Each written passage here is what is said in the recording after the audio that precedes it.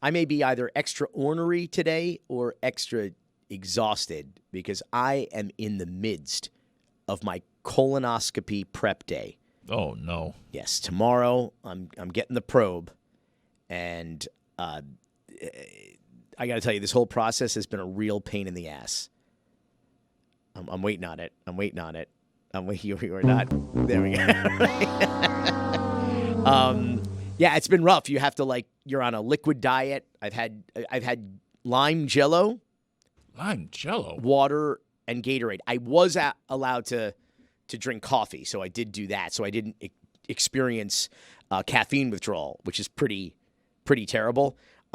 This didn't work out last time. We had to abort the colonoscopy because the prep day was so bad, my body rejected the medicine. I was not properly purged. So I went in first thing in the morning after this miserable day, and they were and I told the nurse. You still got some stuff in there. I told the nurse what happened, and she's like, is your poop clear? And I'm like clear Pepsi? Is this a thing? And she's like, yeah. And I'm like, no. And she's like, then we can't do it today because I purged the medicine, and so I didn't. The reason why I'm talking about this is because this is extremely important, because it used to be age 50 that you were required to start doing colonoscopies every 10 years. As I think between 2018 and 2020, they lowered the age to 45, which means I'm a little late. And the reason is, of course, because they saw an increase in colon cancer at much younger ages. Remember, Chadwick Boseman was diagnosed in 2016 when he was just 39 years old. So he still wouldn't have been in the required or recommended, rather, age range to start. And 4 years later, at the age of 43 years old, he was gone. So this is pretty important for them to poke around up there and take a look around. And I'll tell you, it's a good thing it got rescheduled, though, my colonoscopy, because my colonoscopy was the morning of the day in which my best friend's son was getting circumcised. His bris was that afternoon. So I was going to have to go from my colonoscopy to this bris. And I was thinking to myself, so I'm going to be waking up from a drug-induced stupor. My butthole's going to be hurting, and I'm going to be looking at some naked white kid. It's going to be like Andrew Gillum in South Beach. So I'm waiting. I'm waiting, Roy. I'm waiting. Don't keep us up. Thank you. All right. Hey, Roy. Yes. Speaking of assholes, did you hear about this one? Apparently, this is not kosher. Miami-Dade City of Aventura commissioner and bagel shop co-owner not kosher has been accused by his business partner of, at the restaurant office in front of employees, pickling his cucumber, slapping the salami, greasing his latkes, buttering the bialy, slapping the salami, not kosher, jerking his gherkin, juggling his matzo balls, and choking his kishka right there in the deli office. This is Aventura Commissioner Paul Cruz, who's being sued by his business partner at Moe's Bagels for allegedly repeatedly watching porn in front of employees while, quote, he touched himself in a lewd manner, end quote. Now you know how they get the holes in the bagels, right? So he's also being accused of fraudulent conduct and using the restaurant to provide free food worth over $233,000 to promote his political career. And there's dueling lawsuits now against each other for stealing dough. Get it? For stealing dough. So, of course, Cruz denies all of these allegations. He's countersuing, but I mean, I would just not use the non-dairy creamer over there. Oh, no. And there was, maybe you want to use butter instead of the cream cheese when you eat there, Roy. Oh, they also have a location in Hallandale as well. Moe's. Well, he did say that the first step in the chicken soup is choking the chicken. Yeah. It's weird. On the menu, they put the black and whites in the interracial. Sorry. I couldn't even get that one. I couldn't even get that one out. Oh, man. Oh, gosh. This is... Hashtag because Miami. Miami Mayor Francis Suarez told us it's his personal mission to transform Miami into the next great tech capital. This is a movement.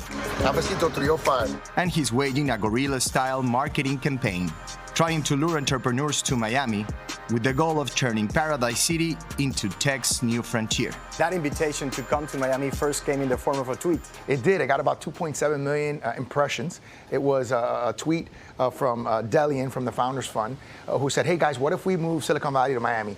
And I tweeted out, they call it the tweet heard around the world. 4 simple words, how can I help?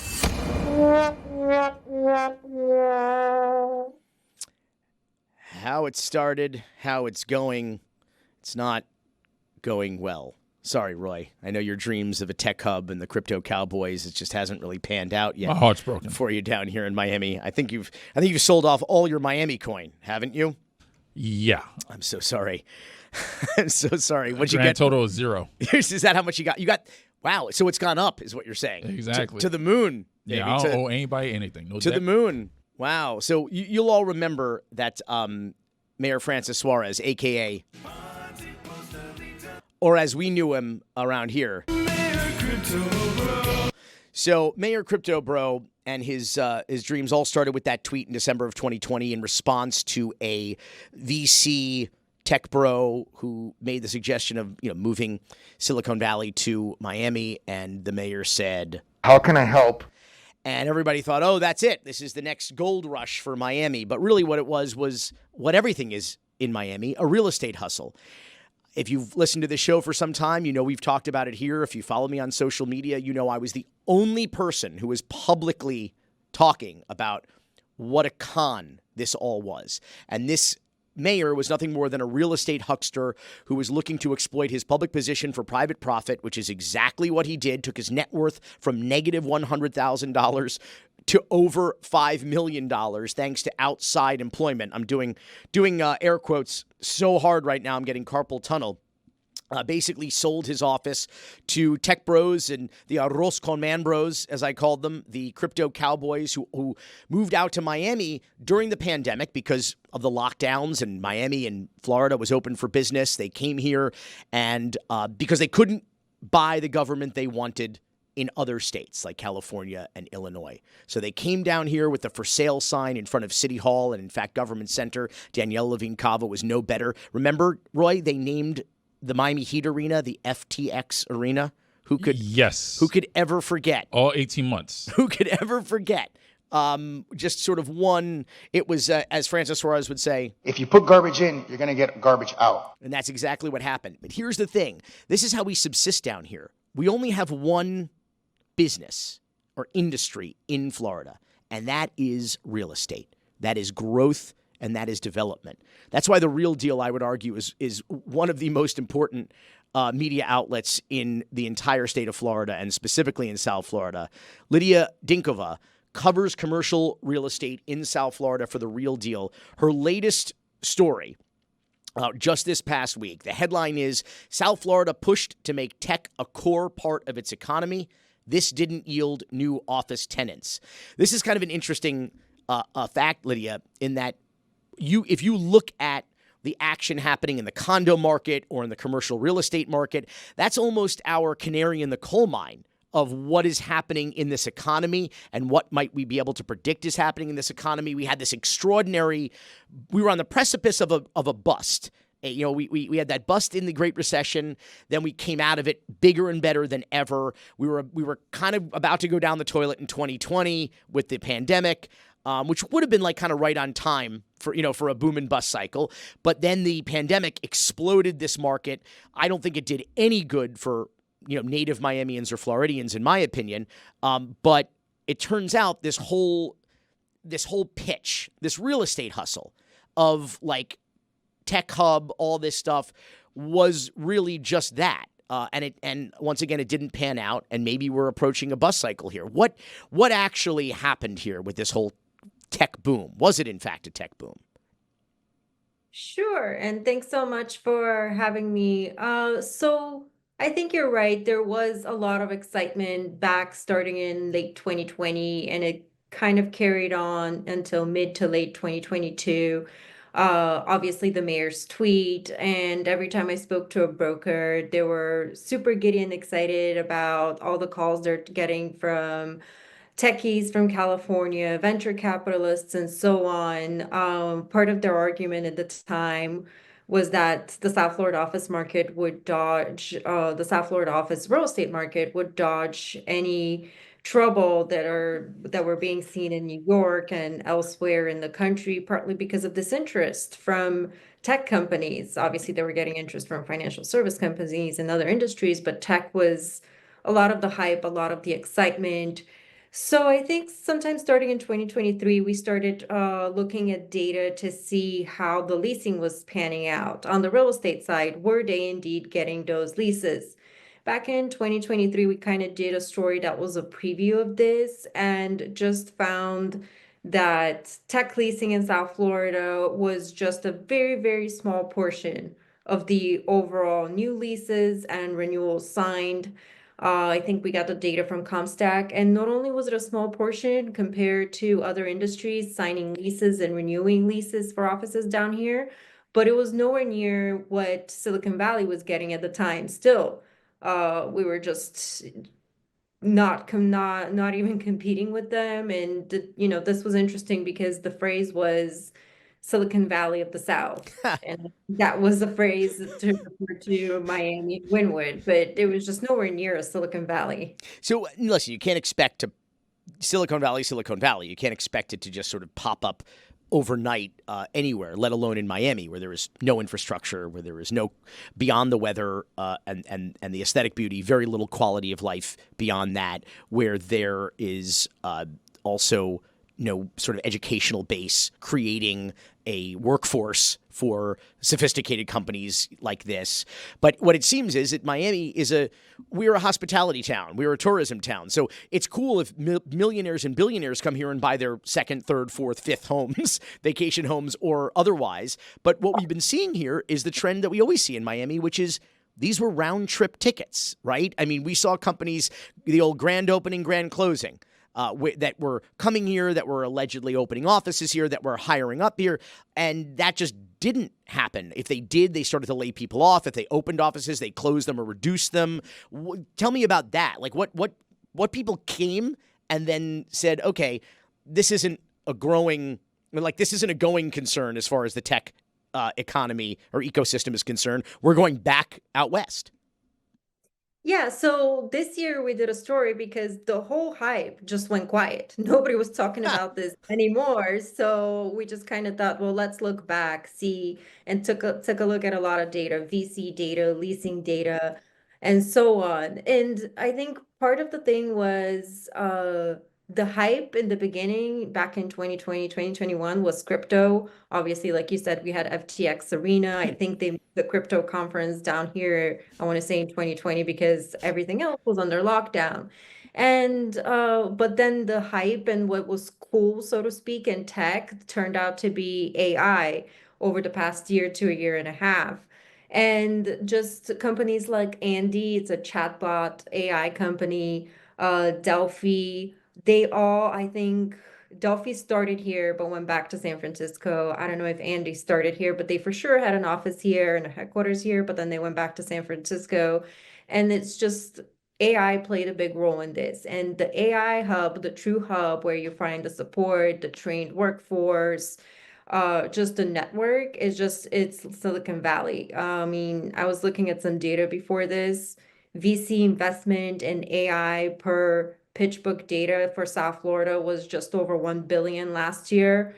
And that was just like nowhere near, it was like something over 20, or I want to say more than $20 billion last year for San Francisco metropolitan statistical area. So AI played a big role in this. Right. So it's growing there and it's contracting here. There's no doubt about that, right?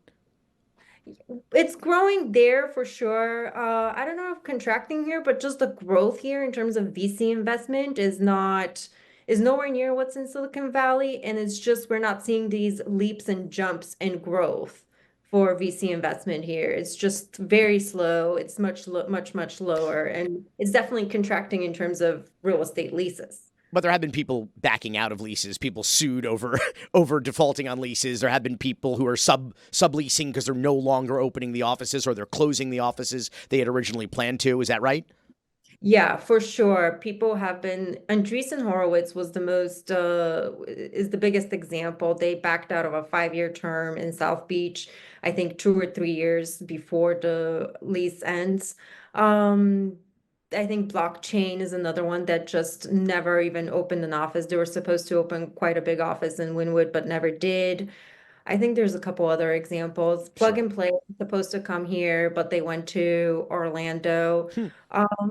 I think, talking among the industry down here is that Andreessen Horowitz still has employees working out of co-working spaces or remotely, but it's just in terms of like the real estate impact, it's not really there. And that's, like I said, that is almost everybody in Miami, whether we know it or not, whether we like it or not, we're in the real estate business because the economy rises and falls on the real estate market, which is why I think this data is so important. And let me ask you, though, the impression that, what are the propagandists telling you? Because and the proselytizers of South Florida real estate, they're obviously not going to let this stand, that this tech thing didn't work out. So what are they trying to convince you of? That this is the long tail, this is gonna grow later, or or people are working from remotely, they're just not leasing commercial office space. What is the spin?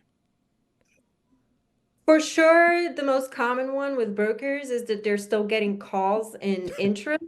But then again, it doesn't really like whether or not it materializes. The most solid examples are obviously Amazon, Spotify, Apple expanded. But if you really look at them, they're a couple thousand square feet, like 10,000 square feet or somewhere in that range. It's not 100,000 square feet or more that have leased here, but still, we did get some gains following this 2 years of hype.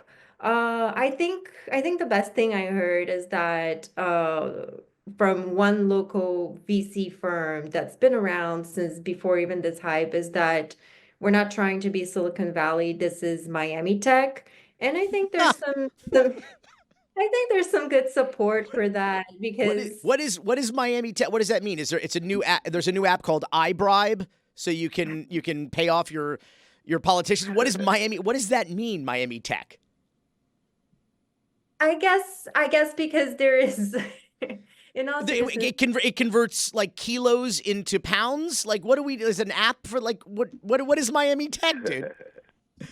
I think it's more they're just not in agreement with the idea that we would become the Silicon Valley of the South. It's more focused on what we can do here. So a lot of the examples he gave me are, for example, tech firms and fintech firms that have roots in South America and Latin America and like would open an office here. Or I don't know, there was like a tax file company, a gaming company, but when I took a look at their leases, again, not huge. But I guess something that's more connected to the things we have going for us, aside from real estate, proximity to Latin America, maybe some the healthcare industry, that kind of thing. But this has always been what Miami is for. The U.S. office of a Latin American company, like you said, healthcare kinds of companies, in this case tech. I don't know. We heard 3 pitches. It was kind of an evolution from Miami Mayor Francis Suarez. First was, it's going to be the crypto capital. Didn't happen. Then he said, well, it's going to be a tech hub overall. Then last year he started to say, well, it's not so much a tech hub, it's going to be the capital of capital. Did any of that happen, to your knowledge? Or does the data show that? Okay, no, the short answer is no. I'll take the short answer, Lidia. I'll take the short answer. I'm not sure what the capital of capital means quite frankly.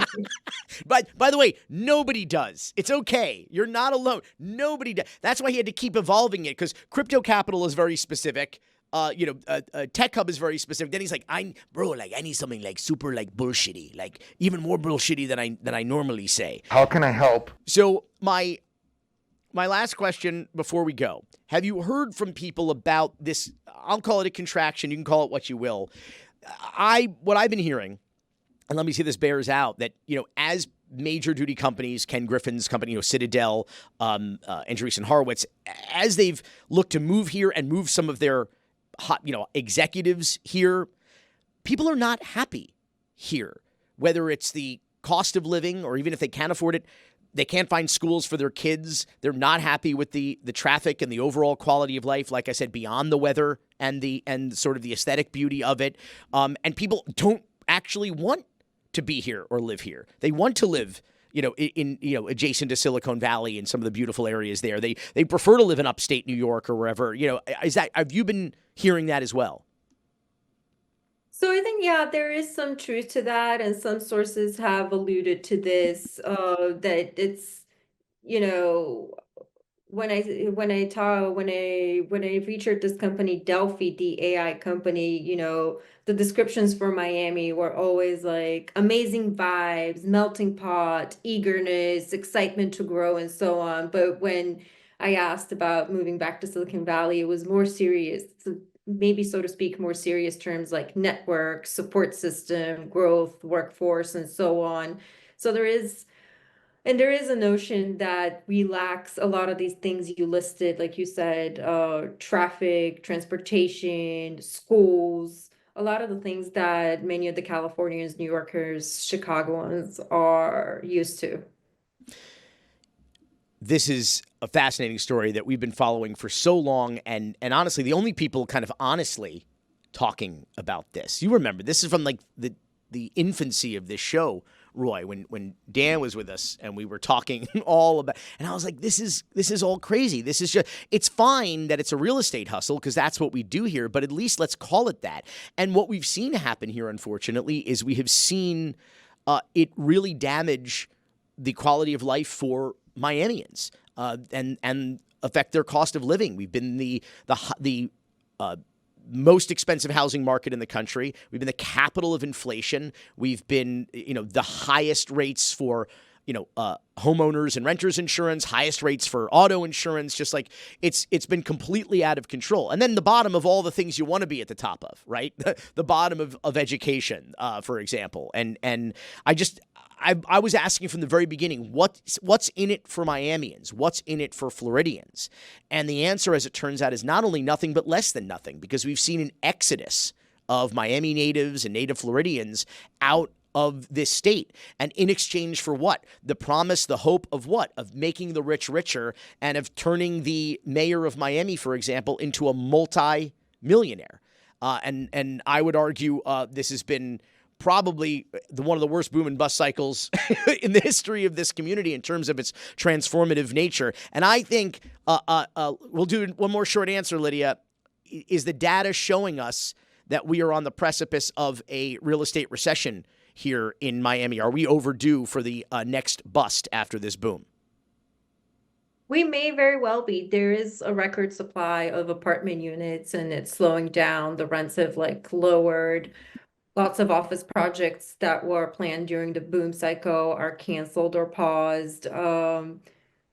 We obviously have some larger macroeconomic headwinds with the tariffs and some of that. Yeah, but those tariffs, they're taxes on China and Canada. That's they pay. But also Mexico. impact the cost of local construction materials. You don't and say. Oh, okay. Yeah, so we'll see how it pans out and how this year pans out, but we very well may be due for another bust cycle. It's a very unpromising. He's like, we'll have to see how the year pans out. It sounds to me like she's predicting it this year. I'm with her. I think that's what's going to happen. Lidia Dinkoda, find her at therealdeal.com. Excellent work. Thank you so much for being with us. Thank you. Nice to join you. It's a resolution that passed earlier today. The majority of Miami-Dade County Commission voted in favor. The language is basically just to comply with federal and state law. Commissioner Roberto Gonzalez sponsored that resolution that says the county must comply with recently passed state law, which requires the sheriff and the corrections department to enter into an agreement with federal immigration officials in what's known as the 287G program. Activists, residents, and business owners voiced their opinion to the agreement Coral Gables Chief of Police signed without hearing residents at a commission meeting. The mayor of the city of Coral Gables supports the police chief. To ensure that if there is a person who's committed a crime in this community or committed a crime outside where they illegally entered this country, that they're removed. Hialeah is the second city in Miami-Dade to enter such an agreement with the federal government. Hialeah police officers will gain the authority to stop, interrogate, and arrest individuals suspected of violating immigration laws. Hialeah is the city with one of the highest proportions of Hispanic residents in the United States. So this is a nation of immigrants. I'm not a Native American. You a Native American, Roy? Not by the color of my skin, no. But Miami is a immigrant town. I mean, we are a majority community. I mean, practically nobody in Miami is from Miami, and very few people from Miami, in fact, are from the United States. And that's what makes it so unique and extraordinary and colorful and fun. And there'd be very little culture without that factor in this community. And now there is no safe place for immigrants to go anywhere in Miami-Dade County. As you just saw, the county itself, in addition to two major municipalities in the county, signed this, they call it like a 287G deal with ICE and the Department of Homeland Security, ICE baby. And we're going to talk a little bit more about what this means, but one of those cities was Hialeah. Roy, Hialeah. Yeah, that's probably one of the last municipalities that I would have thought would actually cooperate. I think the stat is something like 97% of residents use a language other than English at home in Hialeah. Hialeah was home to the first Cuban American mayor ever elected of a major city in this country. It is also Obamacare HQ. It has the highest rate of Obamacare registrants in the entire country. And it was home to, I think, the only district, or I should say voting precinct, in the 2016 election that Trump won in Dade County. Really an interesting, colorful place. And now immigrants are in danger there. This is so wild to me. And it's wild to me because I was born in Florida, but a lot of people weren't. Most of my friends and neighbors, in fact, were not. And they are in danger. So I guess this is my privilege of being able to laugh about this. But because they voted against their own interests. Tomas Kennedy, they voted to deport themselves, Roy, is what happened. Yeah. I mean, talk about interests. I mean, or best or worst interest. Tomas Kennedy, friend of the show, is an immigration activist. He's joining us now live from Guantanamo. Sorry, that's not. Gitmo. One of your least esteemed guests. Yes, well, actually, he's in an even worse place than Guantanamo. Tallahassee, Florida, baby. He is in the state capitol. The legislative session is underway. He's trying to keep himself, his family, and his friends from getting deported in the state of Florida. He's there working with the Florida Immigrant Coalition. Tomas, thanks for coming back. Might be the last time, for all we know. But I want to ask, what is this 280? Let's make it count. What is this 287G business? And more importantly, how do you respond to some of those politicians who were talking about, this is just kind of a formality. We were required to do this by federal and state law. We're not actually gonna use traffic stops as a predicate to arrest and deport anyone. Do you believe any of that? What is going on here? Yeah. So without going into the weeds, without getting too into the weeds for the listener, 287G references a section of the INA, which is Immigration Nationality Act, which is the framework that basically structures our immigration policies and law in the United States, that basically delineates contracts that the federal government can enter with municipalities, local governments, and other entities to enforce immigration laws, right? Immigration enforcement. And this is something that was turbocharged actually during the first Obama administration, during something called Secure Communities, that was later discontinued, I believe, in 2011 or 2012. 2012, yeah. Yes, 2012, because of the amount of racial profiling lawsuits that stemmed from it across the country that cost, again, these municipalities and local governments millions and millions of dollars, right? So it was decided to be discontinued. And now it is being, revisited under the current Trump administration. And most of these 287G agreements are actually being signed right here in Florida, where we have more 287G agreements signed than ever before, even during their heyday during the Obama administration. And there's three types of 287G agreements. There's a 287G agreement that's basically in its most basic form, that basically says local jails have to hold people an extra set amount of time from when they will be able to post bond to be released for ICE to come pick them up if they committed any sort of offense, right? That could be a serious crime to driving without a license, which here in Florida, if you're undocumented and you have to get to work, you can't get a driver's license. It's not like 18 other states where undocumented people have that option. Then there is the warrant service officer model of the 287G, which actually deputizes police officers inside of a jail to serve those warrants, right? They don't even have to wait for ICE to come pick them up. They can just serve the warrants and do the paperwork themselves. And what Hialeah and Coral Gables has signed, which is so concerning, is what's called a 287G task force model, which is what the Obama administration had specifically discontinued, which actually deputizes police officers outside of the jail setting, right? So in our community, police officers can, again, interrogate, question people's immigration status, detain them on the basis of immigration, etc. And the reason why this is so concerning is for a number of reasons. A, municipalities do not get reimbursed for holding people for ICE for whatever the reason is, right? We already have a criminal code that says that people are detained for committing crimes. So it's not like if you're undocumented and there's no 287G agreement, you don't get put in jail and deported, right? You absolutely do. There's also the concern about racial profiling, which will absolutely happen as police officers stop somebody, not all of them, but some are going to say, this person looks undocumented. Let me ask them for their immigration status. And in fact, we've seen that, for example, Puerto Ricans have been detained by ICE in this administration. Native Americans have been detained by ICE under this administration. And as I think we all know, Native Americans and Puerto Ricans, famously U.S. citizens, right? So and the last thing is, police officers became police officers to be police officers, right? To police our communities, not to be immigration enforcement. So this adds an extra burden for them in terms of conducting their day-to-day work.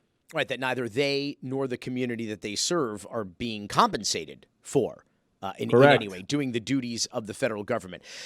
Here's the thing, though. I'm calling bullshit on some of what I heard in that intro clip and some of what probably wasn't in that clip, but was said by commissioners and the mayor of Miami-Dade County, the mayor of Coral Gables, the police chief in Coral Gables. This idea that, we're not going to be stopping people and asking them for their papers. Well, of course they are. That's exactly what this allows them to do. And they also said, this is only for felonies. But if you roll through a stop sign, not a felony, and you get pulled over, and the officer is authorized to ask you your immigration status, you just got potentially deported for rolling through a stop sign. That is not what these local officials are promising, nor is it what I particularly think that people in Coral Gables or Hialeah or Miami-Dade County want. You, an organization you're affiliated with, put out a pretty strongly worded statement against Miami-Dade County Mayor Daniela Levine Cava, who I've been arguing for the last 5 years, has stabbed her base and her voters not in the back, but directly between the eyes. And a lot of people were yelling at me, or privately and publicly going, she's the best, she looks out for us, she's this and that, all this, frankly, bullshit. And now all of a sudden I'm hearing that people don't trust, her base doesn't trust Daniela Levine Cava anymore, that she stabbed them not in the back, but right between the eyes. Yeah, so let me respond to all your points in order, if I remember that correctly. So on you calling bullshit to what you've heard, and you are correct, because as I told you, previously, police officers, I'm not saying all of them, but some will absolutely racially profile on the basis of identity, and ethnicity, on who they think is an undocumented immigrant or not when asking for immigration status, right, at stops. The other thing is, yes, absolutely, people will get stopped by running a red light, by running a stop sign, by speeding or some other form of traffic infraction, and they'll be asked for a driver's license, right? And they won't have one because, again, if you're undocumented in the state of Florida, you cannot access, there is no way for you to get a driver's license. Another thing that they neglect to mention is that there are about 700,000 people in the state of Florida with orders of deportation. And orders of deportation are not assigned on the basis of a crime, right? These are people that may have had an asylum claim, right? And the asylum claim gets denied, and they have done nothing wrong. They're here paying taxes through their tax ID number, which is given to them. They're working. They may have a home. They may have family, but their asylum claim might be denied.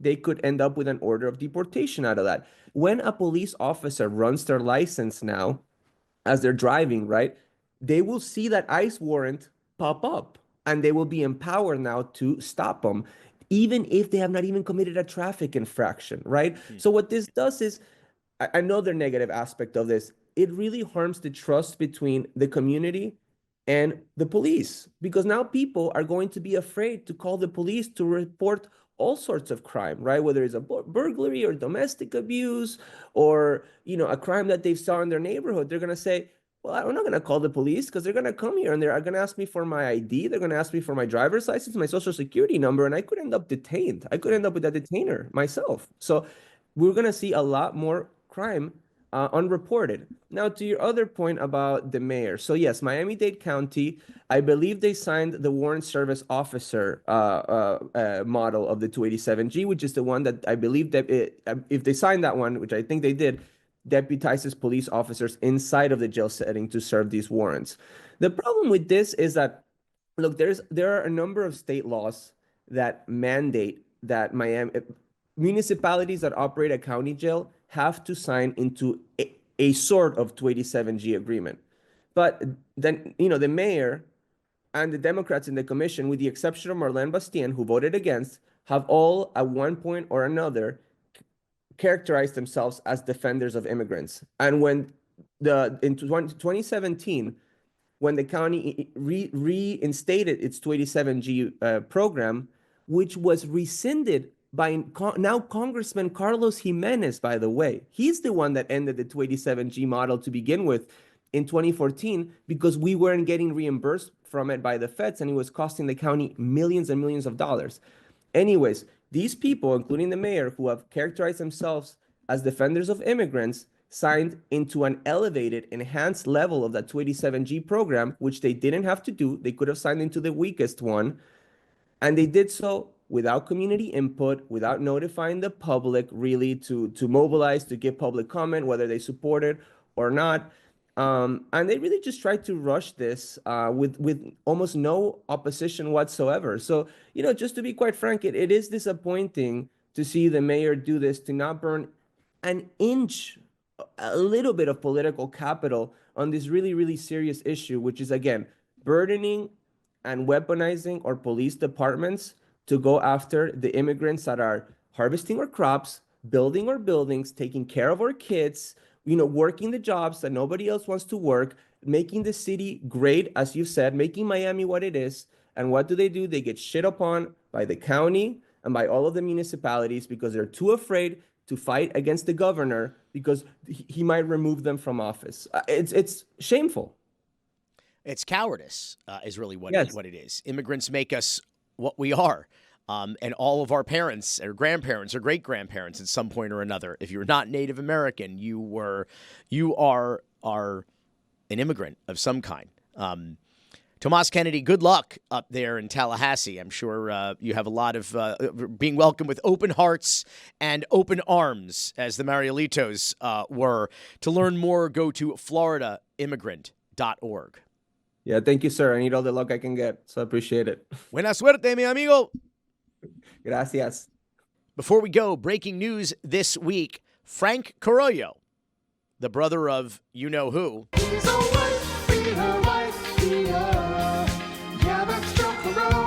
he just filed to run for Miami City Commission in District 3. Oh, shit. Make that a drop. Get that on the stream deck. So Frank Carollo was Miami District 3 Commissioner from 2009 to 2017. Then in 2017, his brother Joe Carollo was elected, and he is now term limited through 2017 through 2025. Now Frank is running to be D3 Commissioner once again, and Joe Carollo, breaking news, you heard it here first, is running for mayor again. He was mayor 1996 and 97, then again from 1998 to 2001, when of course he was arrested for being a... And before that, Joe Carollo was elected as the youngest commissioner in the history of Miami back in 1979. This is why I say in Miami, we don't recycle our trash. We re-elect it. And that is why we are perpetually plagued by these dynastic political crime families. And the Miami Mafia is undefeated. Cocaines.